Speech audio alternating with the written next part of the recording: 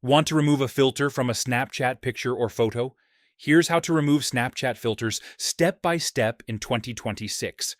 If this video helps, please like and subscribe for more quick tutorials.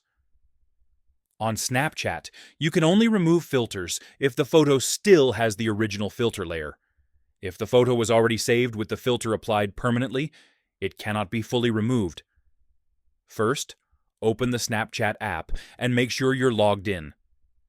Tap the photo icon in the bottom left corner to open memories. Switch to the Camera Roll or Snaps tab and find the photo you want to edit. Tap on the photo, then tap the three dots in the top right corner and select Edit Snap. Now swipe left or right across the screen. Keep swiping through the filters. The last swipe returns the photo to its original look.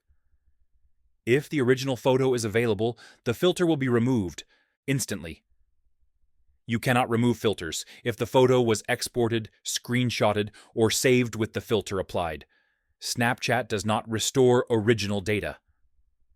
Filters are layered effects. Once flattened into an image, they can't be undone.